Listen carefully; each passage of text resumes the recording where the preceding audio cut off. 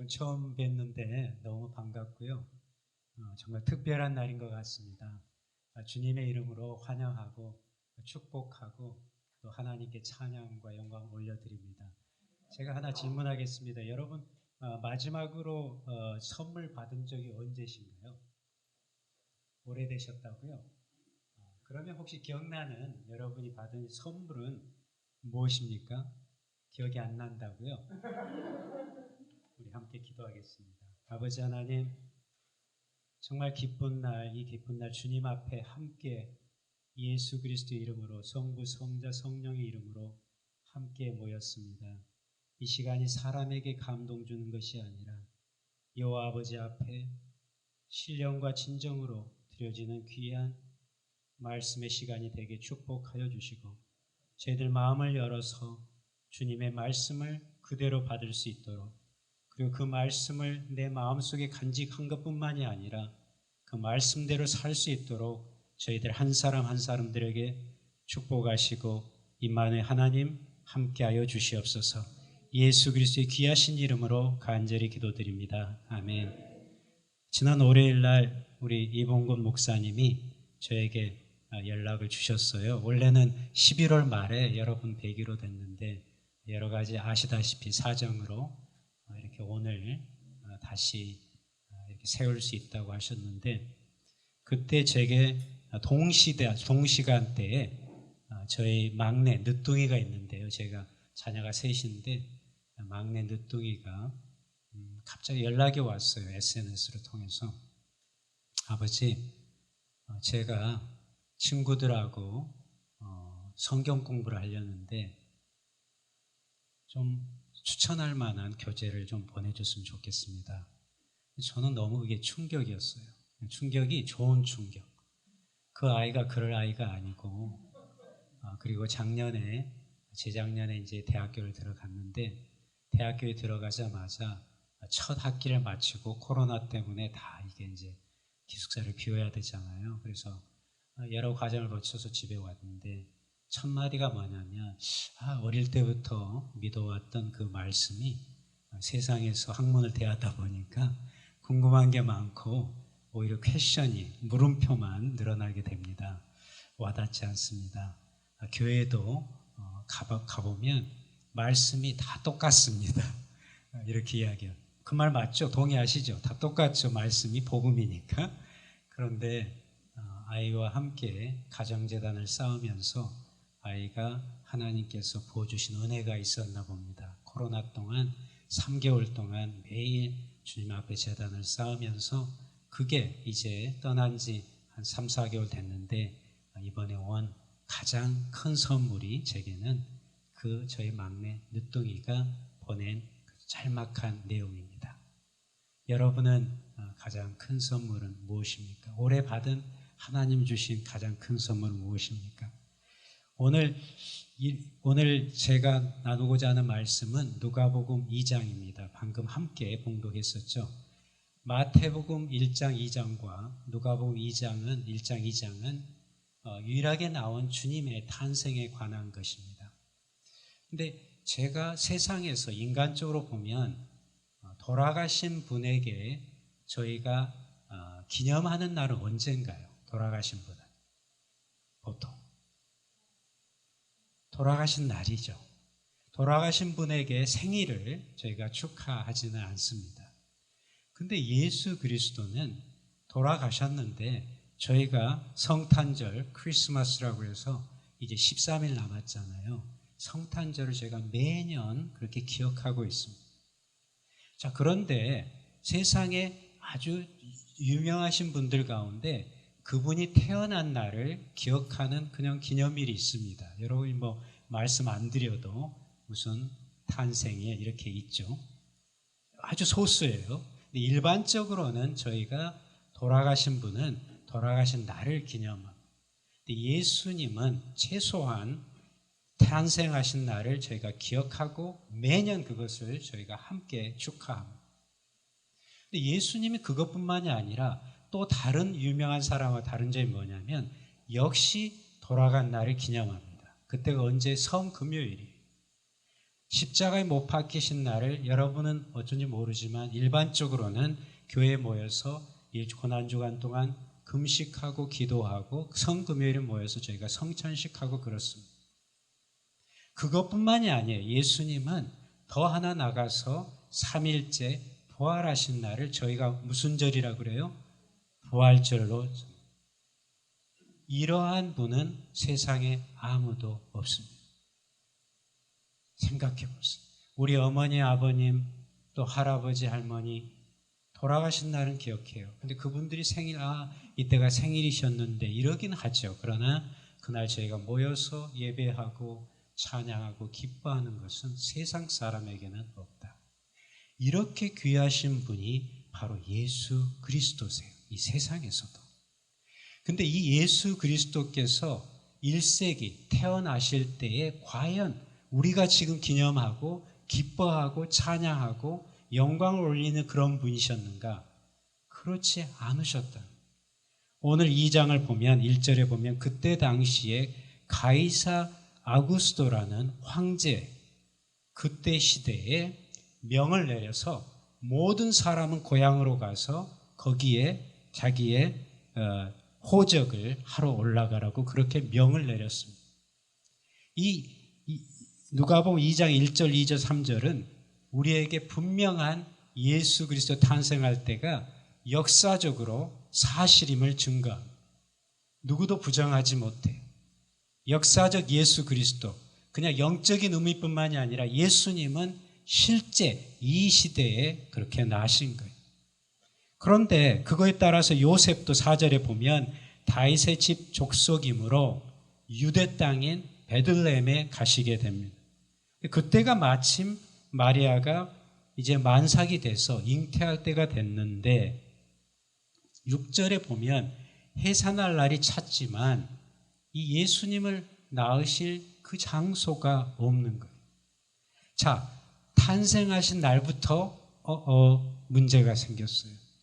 우리는 이렇게 너무 세상하고 비교할 수 없는 그러한 분이신데 그때 당시는 여기에 보면 첫 아들을 낳아 강보로 쌓여 구유에 누이셨는데 그건 왜 그러냐면 그때에 there is no room for him. 그를 위해서 아무 장소가. 근데 예수님을 조금만 살펴보면 사실 마태복음 2장의 1절에는 동일한 때가 헤롯 왕 때에, 그것도 역사적 사실이죠. 헤롯 왕 때에 예수께서 유대 베들레헴에 나시니 동방에서 박사들이 와서 이렇게 시작을 합니다. 역사적인 예수가 동일하게 유대 베들레헴에 태어나셨다. 그렇지만 누이실 곳이 없으셨다. 그것으로만 끝난 게 아니라 예수님의 사역 가운데 보면 예수님이 이렇게 이야기하죠. 누가복음 9장을 가면 여우에게도 굴이 있고 공중에 새도 집이 있으지만 인자는 머리 둘 곳이 없도다. 그게 주님의 고백이세요. 직접. 그럼 저희 같으면 주님 그렇게 계시면 안 되죠. 제가 저희 집에 모시겠습니다. 이렇게 하실 것 같아요. 그렇죠, 여러분? 근데 그때 당시는 그러지 않았어요. 심지어 마가복음에 보면 예수님이 공생애 동안 사역을 하실 때조차도 친척들이 왔어요. 친족들이 와서 그를 붙들며 나오되 이는 그가 미쳤다 할밀러라. 친척들에게조차 미친 자로 여겨졌던 분이 예수 그리스도세요. 더 나아가서는 마가복음 14장에 보면 제자들이 예수님이 마지막 이제 잡히실 때에 제자들이 모두 다 예수를 버리고 도망하니라. 또 거기에도 주님이 계실 곳이 없어요. 가룟 유다는 배반을 했습니다. 베드로는 3번을 부인했습니다. 예수님이 십자가 다시 달리실 때에 그 어느 제자도 그 자리에 있지 않았습니다. 물론 요한과 어머님 마리아와 여인들이 그곳에서 보고 있었지만 진정으로 주님을 대신해서 십자가 질 사람은 없었다.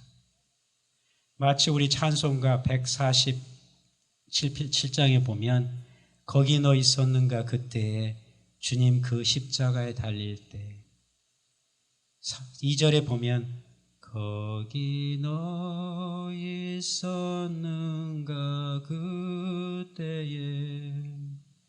주님 그 나무 위에 달릴 때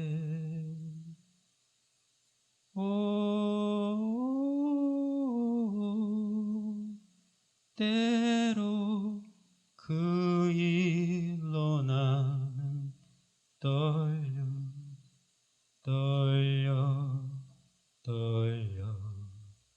거기 너 있었는가 그때에.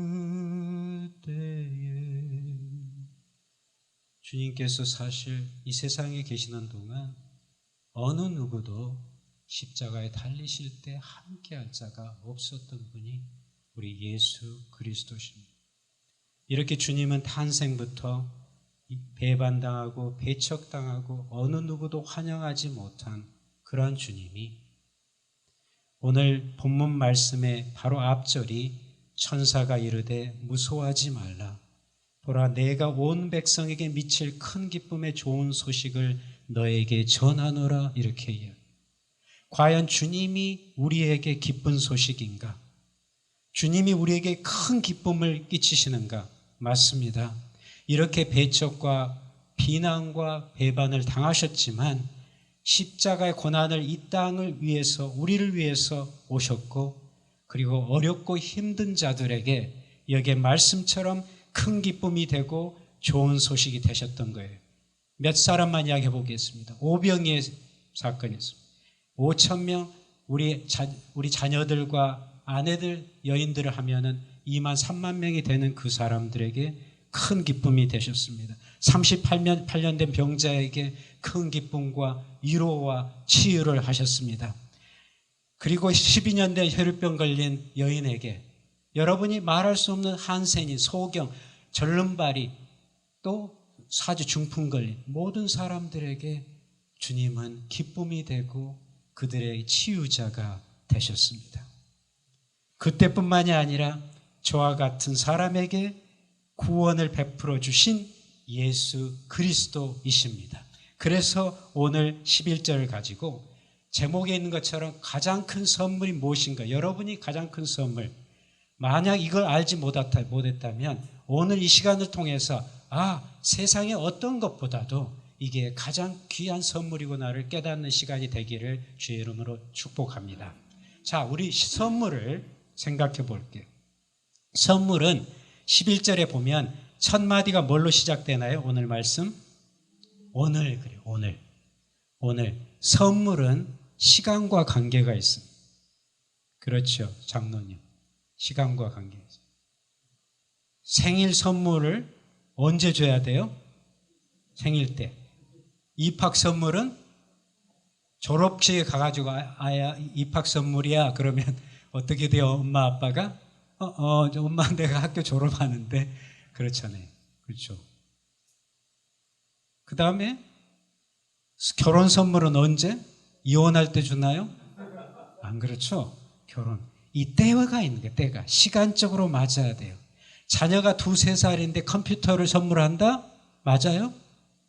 여름에 겨울 장갑을 준다? 겨울에 수영복 비키니를 선물한다? 물론 실내 수영장이 있긴 하지만 일반적으로 생각할 때 때가 맞아야 돼. 또 오늘 말씀은 뭐라고 시작해요? 언제? 오늘이란 말이에요. 근데 저희가 우리 부부끼리 살 때도 당신 나한테 선물한 게 뭐야? 작년에 했잖아. 그럼 됐지. 작년은 작년이고 오늘 지금 세상에서도 그래요. 나에게 맞는 그때, 나의 삶의 단계일 때, 나의 삶의 계절에 맞는 선물. 성경에서는 분명하게 오늘 그렇다. 하나님은 완벽하십니다. 우리는 때때로 때를 놓쳐요. 예를 말씀 우스갯소리를 그랬지만 졸업식에 가가지고 입학 선물을 할지 모르겠어요. 너무너무 바쁜 엄마 아빠가 몰라가지고. 그러나 주님은 그런 실수를 하지 않으십니다. 2000년 전뿐만이 아니라 그 오늘이 여러분과 저에게 되시기를 주의 이름으로 축복합니다. 그 오늘이 바로 여러분 가운데는 진짜 오늘이 되기를 원합니다. 주님께서는 갈라디아서를 통해서 4장 4절에 보면 When the right time came, 때가 참에 이렇게 돼 있습니다. 하나님의 그 아들을 보내사 in his time, 여러분의 찬양에도 있듯이 그의 시간에 하나님의 그 카이로스에 그 때가 참에, 그 때가 언제예요? 우리에게는 오늘이에요.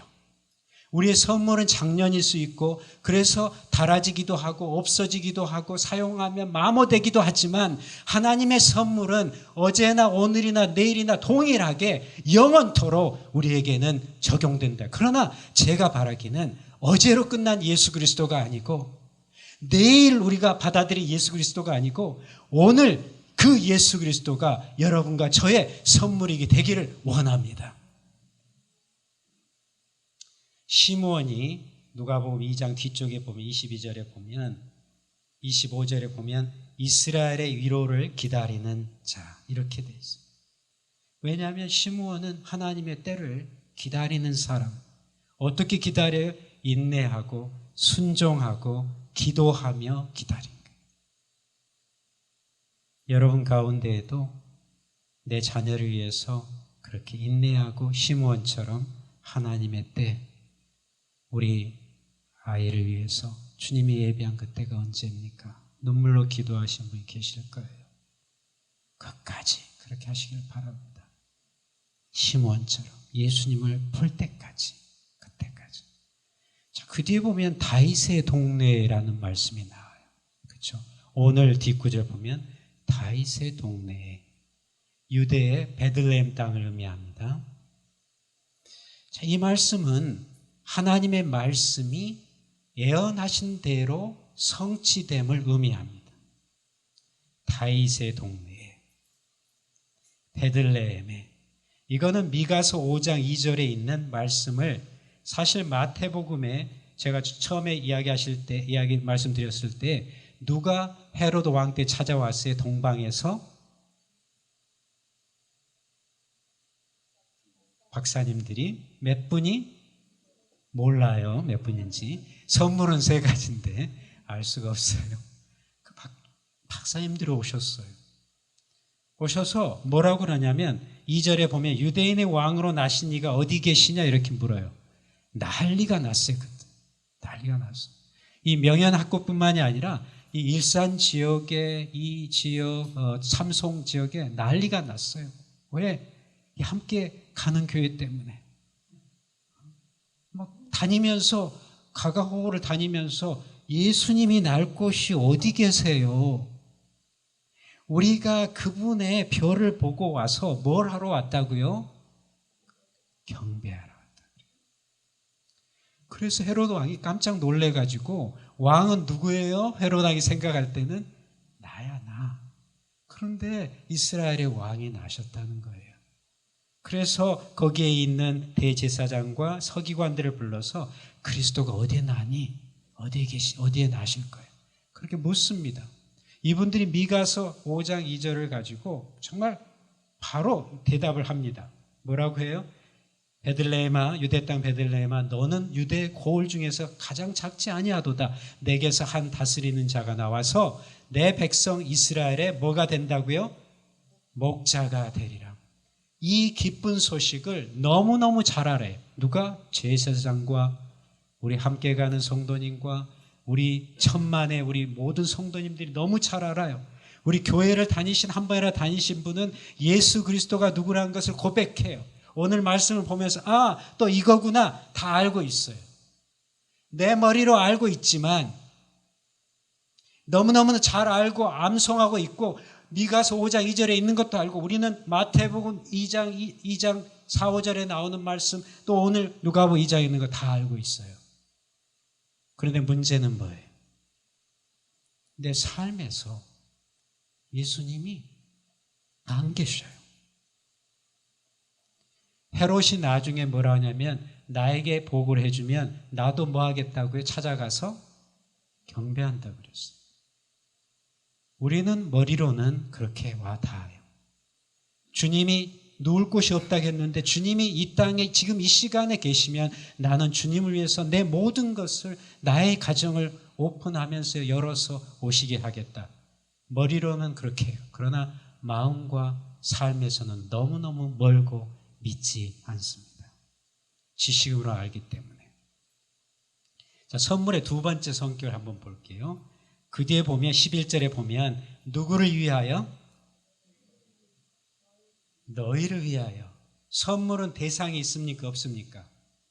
있어요. 어떤 분들은 자신에게 하는 분도 있어요.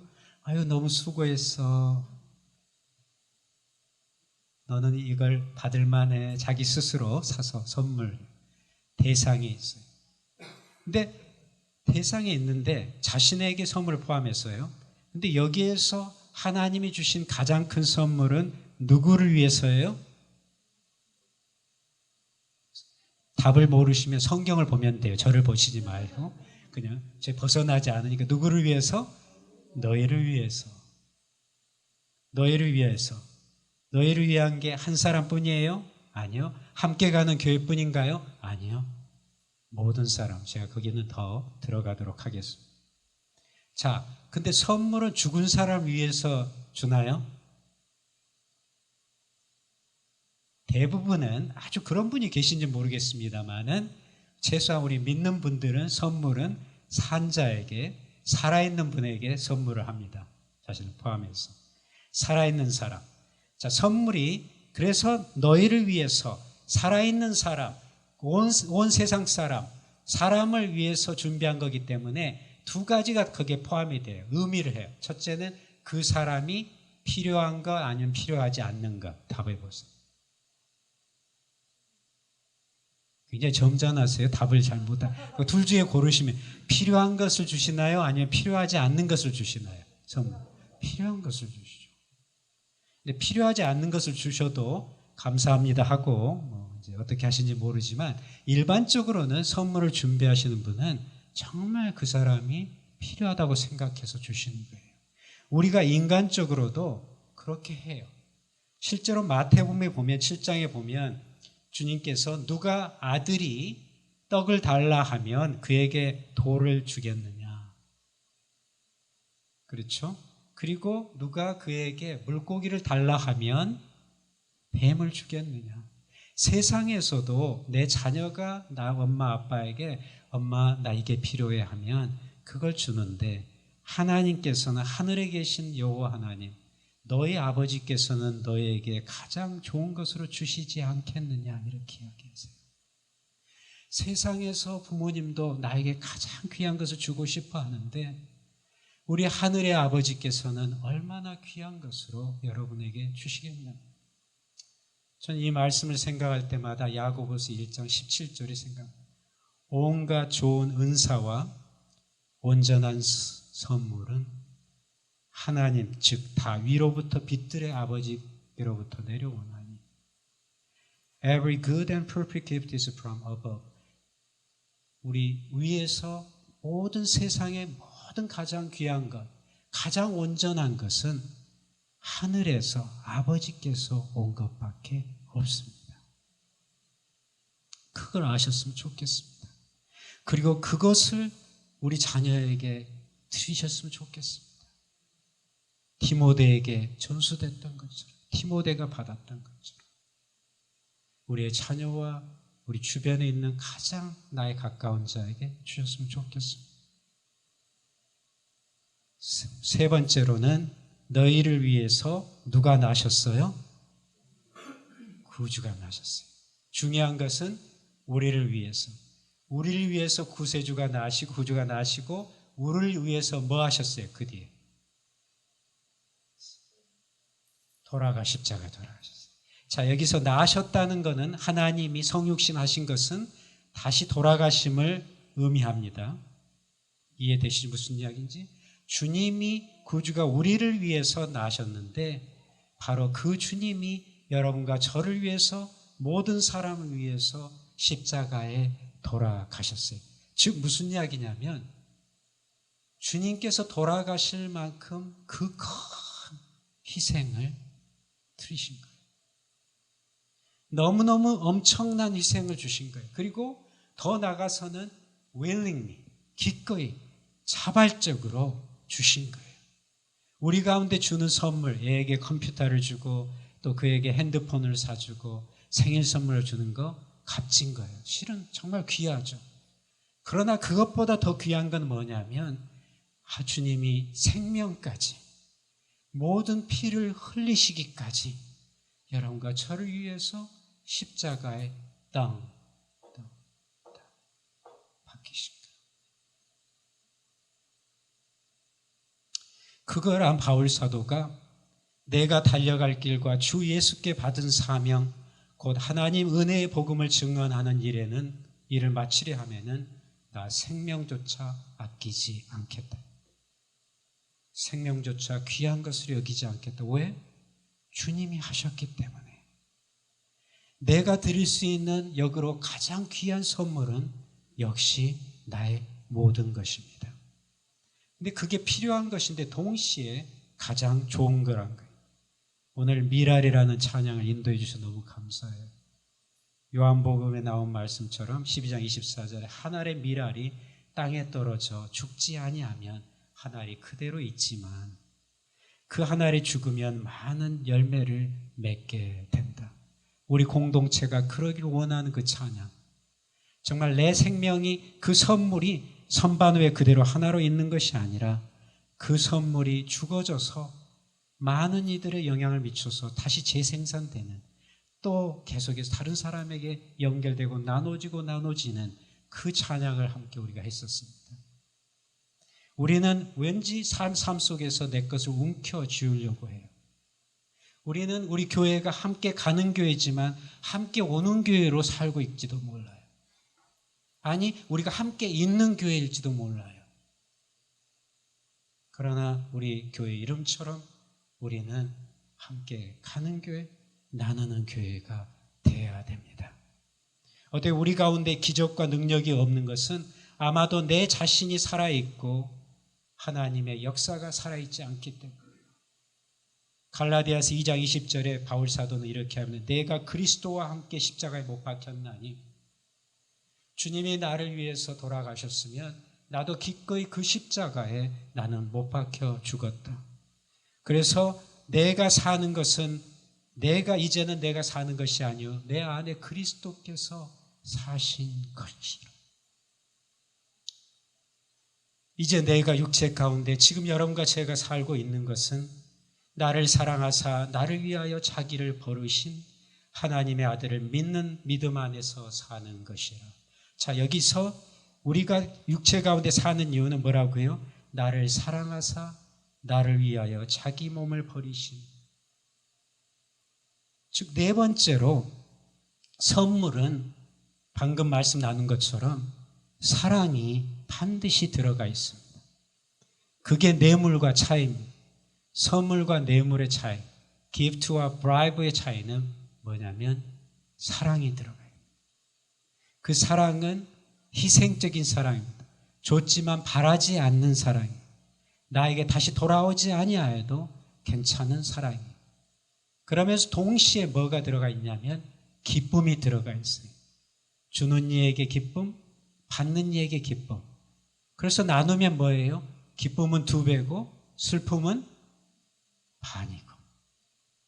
하나님께서 우리에게 주실 때에 가장 사랑의 기초에서 예수 그리스도를 우리를 너무 사랑해서 우리 가운데 보내셔서 십자가에 못 박게 하신 겁니다. 자, 여기 10절에 제가 여러분 본문 10절에 천사가 이르되 무서워하지 말라.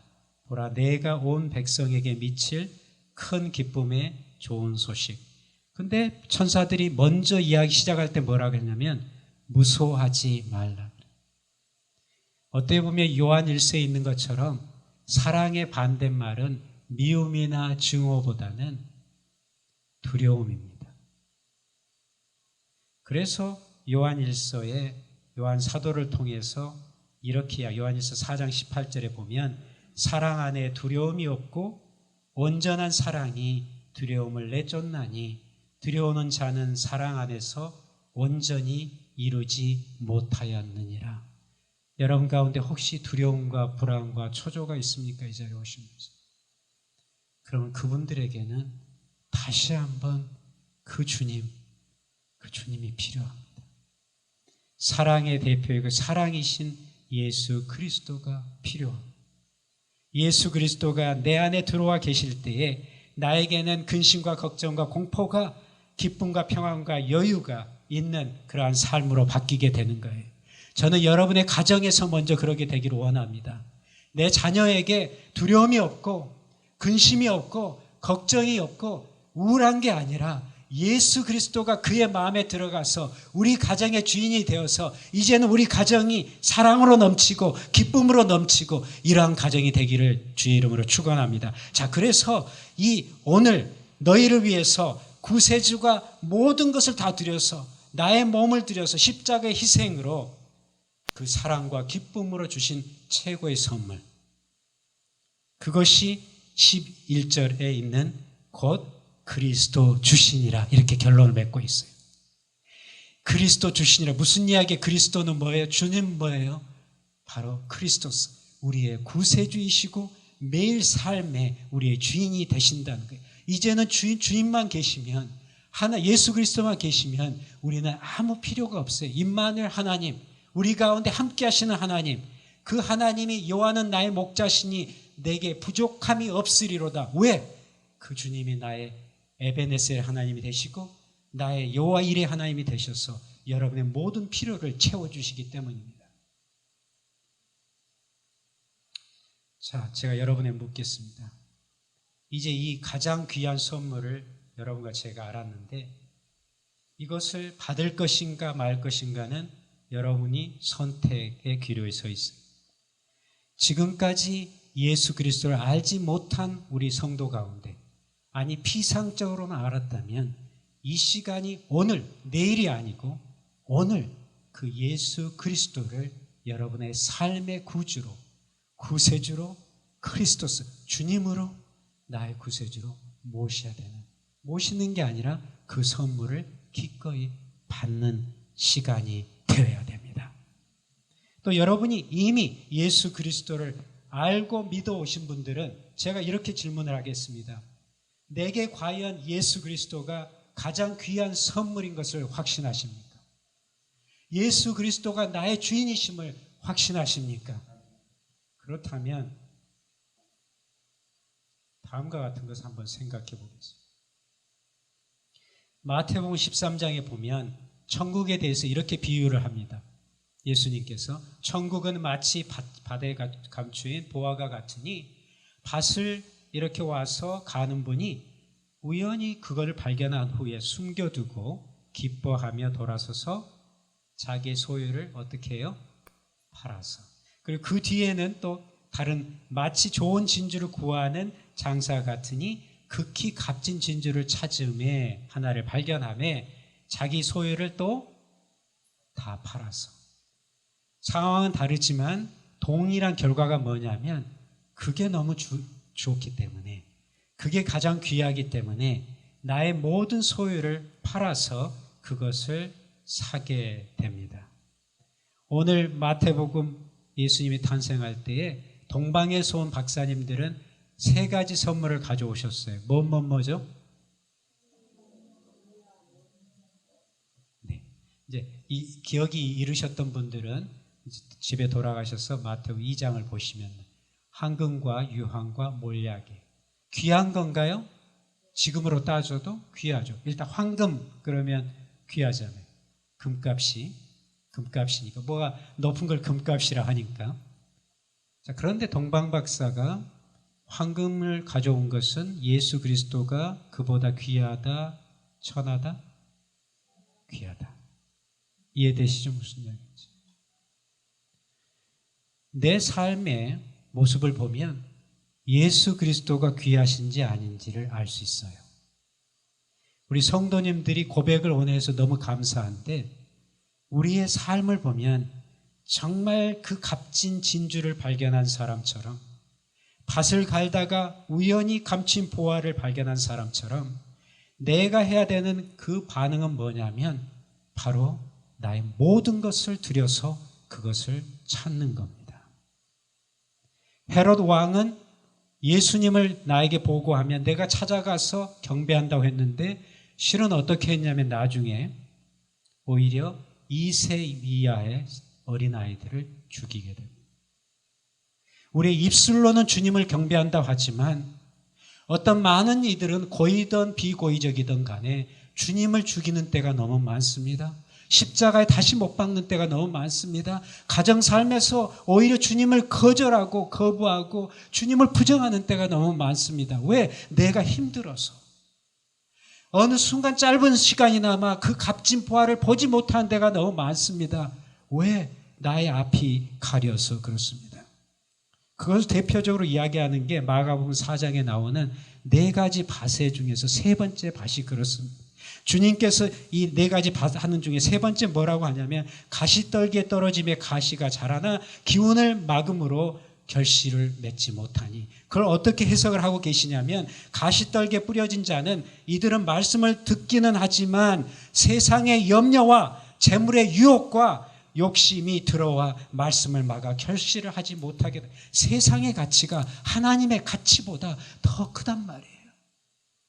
세상의 가치가, 아니 세상의 지금 내 앞에 현실이 하나님의 그 가치보다 예수 그리스도보다 더 크게 와 닿기 때문에 내가 그 순간 졸려서, 목이 졸려서 가시 떨기 때문에 가시가 나를 졸린 것처럼 주님의 생명이 살아나지 못하는 거예요. 저는 우리 교회가 그러지 않기를 원합니다. 좋은 땅이 되기를 원합니다. 우리 성도님 한 분 한 분들이 좋은 옥토가 되기를 원합니다.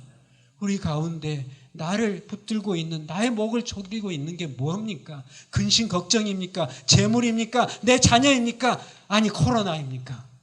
하나님이 그것보다 위대하지 않습니까? 동방의 옥슨 박사들은 그걸 알고 그 어린 예수 그리스도에게 와서 나의 가장 귀한 것을 드렸는데 나는 주님을 위해서 무엇을 드리고 있습니까? 바울 사도는 이 너무 귀한 진리를 알고 이렇게 고백해요. 빌립보서 3장에는 자기에 대해서 신상을 이야기합니다. 나는 이런 사람이다, 이런 사람이다. 8일째 할례를 받았고 나는 바리새인 중에 바리새인이고 나는 어디에 상문을 닦았고 그런데 무엇이든지 내게 유익하던 것을 내가 그리스도를 위하여 다 해로 여길 뿐만이 아니라 우리는 유익한 것이 있습니다. 나의 그 디그리, 나의 그 대학교 나온 거, 나의 그 라이센스, 면허증 이런 것들이 있습니다. 그런 것들을 사용해야죠, 세상에서. 그런데 바울 사도는 역으로 그것이 오히려 나에게 해가 됐다고 하는 거예요. 왜냐하면 마가복음 지금 4장에 있는 것처럼 때때로 그게 주님 앞에 가는 것을 막더라는 거예요. 내가 이런 사람이야. 내가 과거 이런 사람이야. 그러니까 주님보다 더 높이 와 있는 거예요. 헤롯 왕처럼 내가 왕인데 나 외에 왕이 누구냔 말이에요.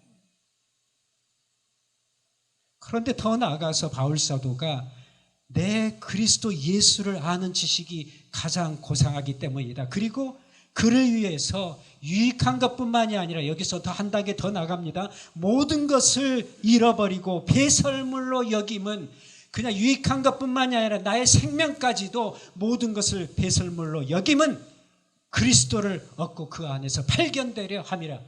분명해요, 바울 사도. 그렇기 때문에 갈라디아 교회에도 바울 사도가 뭐라 하냐면 내가 우리 그리스도 예수의 십자가 외에는 나는 자랑할 것이 없노라 이렇게 이야기합니다. 바울 사도에게는 분명합니다. 세상의 가치보다 예수 그리스도 십자가 그것만이 그의 유일한 가장 중요한 그 바울 사도에게 배운 자가 디모데.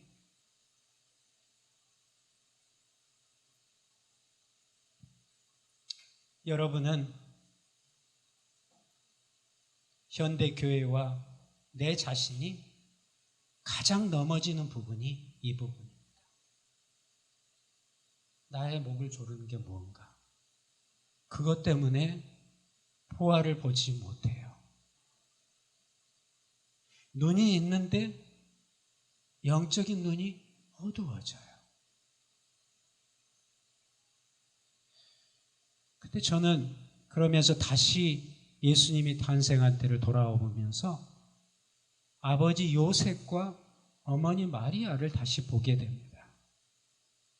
요한복음 2장에 보시면 2장 뒤쪽에 보면 시몬이 나오죠. 앞에 말씀드렸던 것처럼 시몬이 이 부모된 마리아와 요셉에게 이야기해, 특별히 어머니에게 34절부터 보면 어머니에게 이야기하는데 35절에 보면 또 칼이 내 마음을 찌르듯 하르다.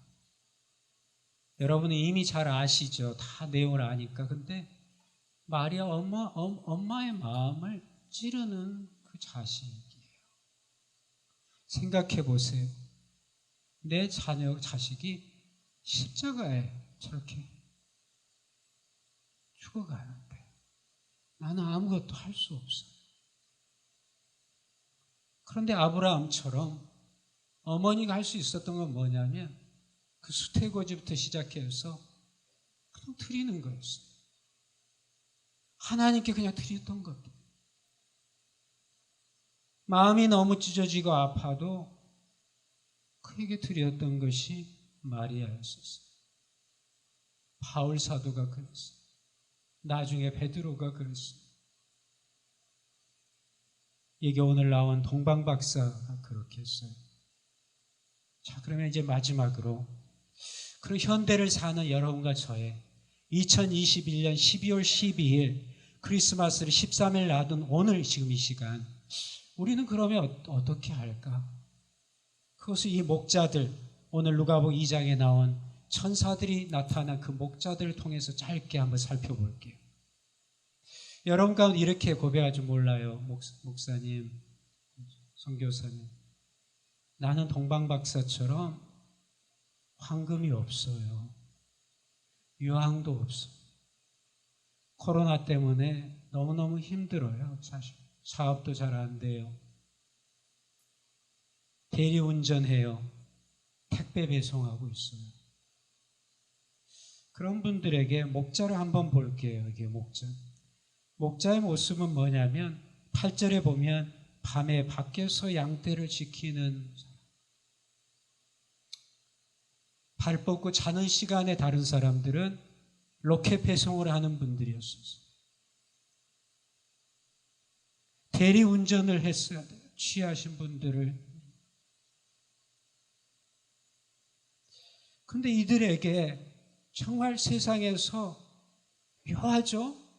주님이 탄생하신 그 내용을 이방에서 온 동방박사와 여기에 나온 목자들에게 목사님을 통해서 이 목자들이 어떠한 그때 당시에 어떠한 수준인가 어떤 사람들인가를 여러분이 배우시게 될 텐데 이 목자들은 우리가 생각할 수 없는 왜 왕과 왜 그때의 종교의 지도자들과 목사님과 전도사님과 장로님과 집사님에게 나타나셔야지 목자들에게 했는가.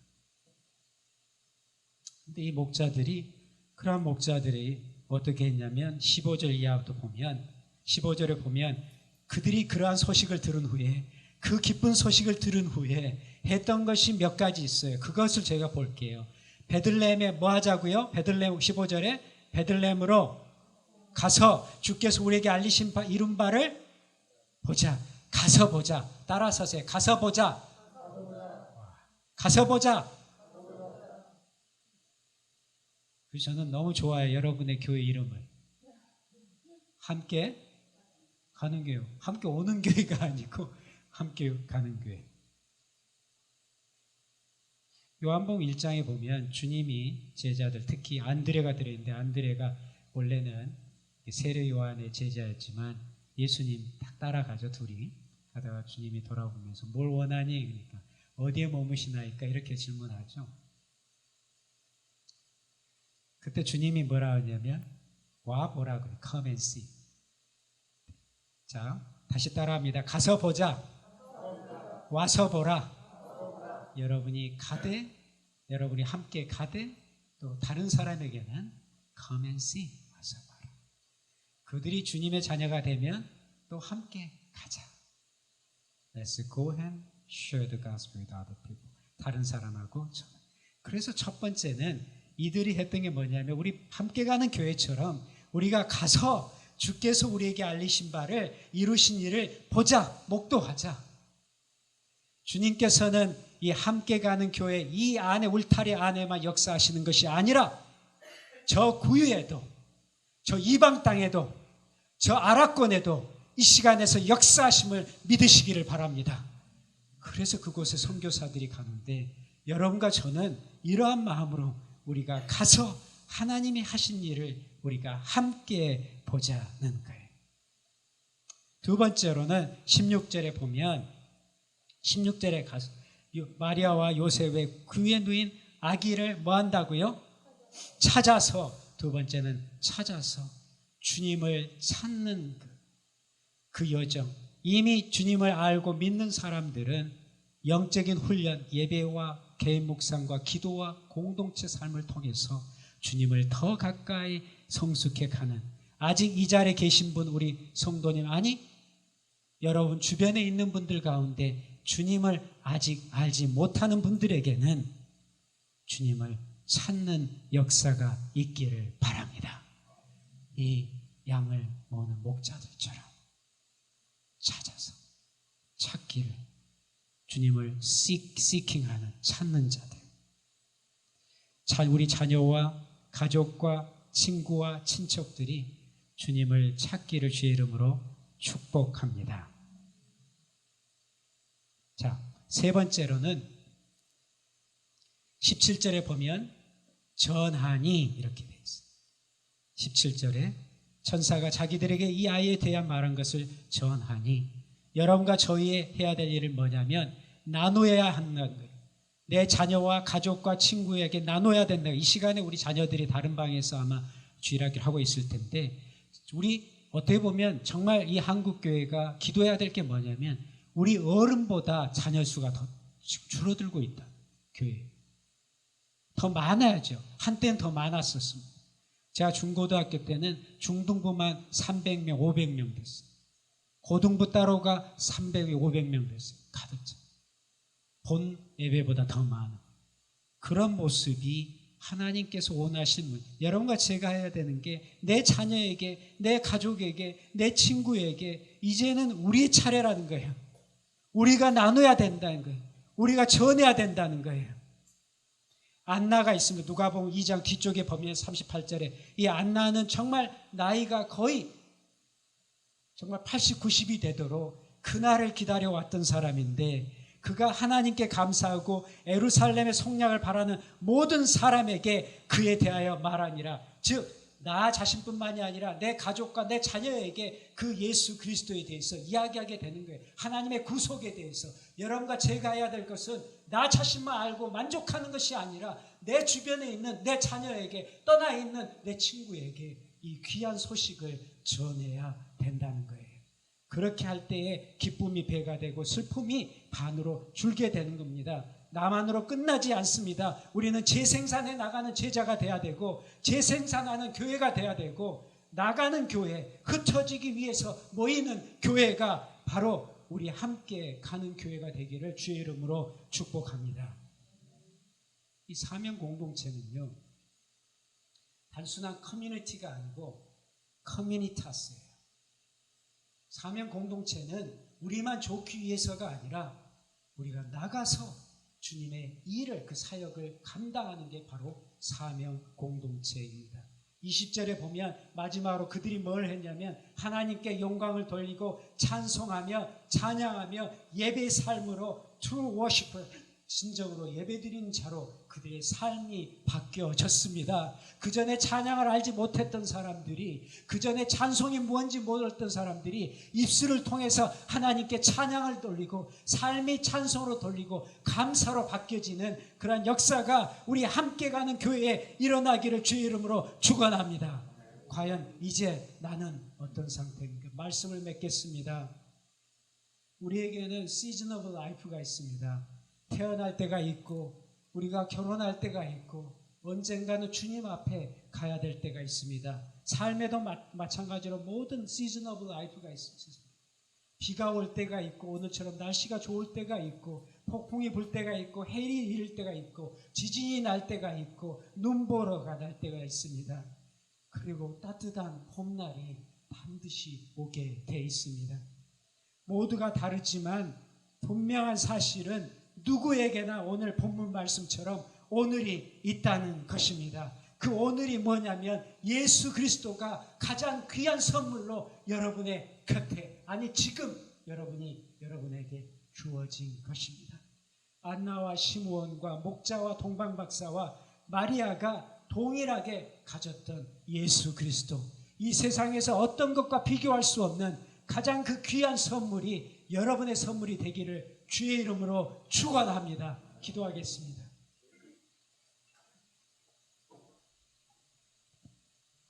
여호와 아버지 하나님, 모든 영광을 주님 앞에 올려드립니다.